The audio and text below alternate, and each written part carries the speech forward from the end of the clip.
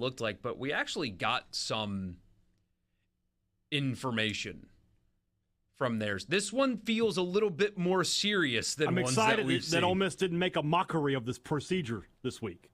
There's a lot of probables, though. There's a lot of probables. They feel like they're actually probable. 4 outs, only one of which would have played in this, or was expected to play in this game had he not been hurt this season, and that's Jaden Williams. Diego Pound's going to play left tackle for Ole Miss in this game. 3 doubtfuls. Kalo Stone been hurt for a while. Jeremy James, the reserve offensive lineman, and Matt Jones, the running back, listed as doubtful for Ole Miss. So let's stop there for a second, because the Ulysses Bentley story is never ending. Matt Jones clearly got hurt at the end of the South Carolina game, has not been productive in his carries in the 2 games against SEC competition. Everybody's wondering why. Well, Lane Kiffin's hand might just be forced in this game. Henry Parrish is going to play, but if what they are telling everybody is their second best running back is unavailable, then Ulysses Bentley might actually get the football on Saturday. I mean, how much would you pay for a depth chart to come out and second-string tailback as J.J. Pegues at this point? I mean, he's effective in the short yardage. If we see Rashard Amos, you know Ulysses Bentley is in the doghouse. Yeah.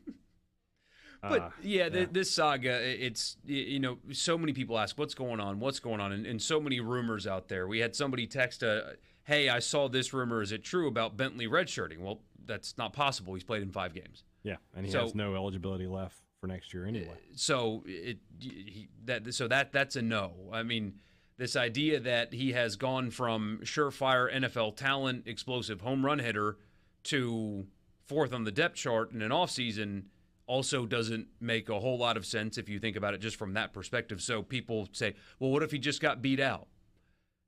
The Ulysses Bentley that we've seen did not get beat out by the running back that has played for Ole Miss when Parrish is not. Doghouse is the most likely answer and the one that I think is correct. But again, I mean, maybe his hand is forced because of Matt Jones's injury. This has been a weird deal. And, there's this element, this percentage of fans that are like, well, just trust the coaches. They know more than you. Well, yes, of course. Lane Kiffin knows more about football than I could ever dream of knowing. That doesn't mean that he and his staff make perfect decisions with everything. They handled the quarterback competition with Dart and Altmaier poorly, frankly.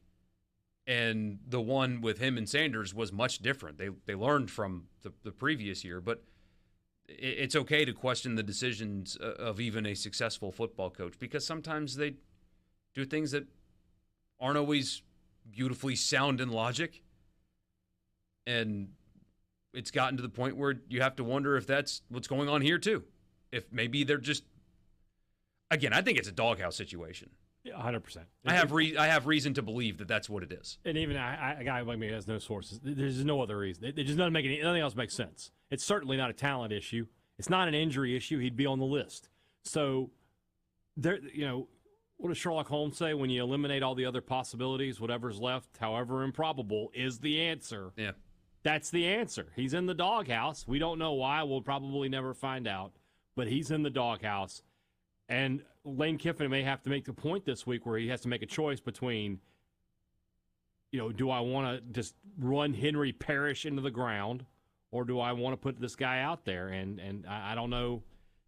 Kiffin wants to win this game. He needs to win this game. So might have to have one of those come to our Savior meetings that sometimes you hear about. So we'll see.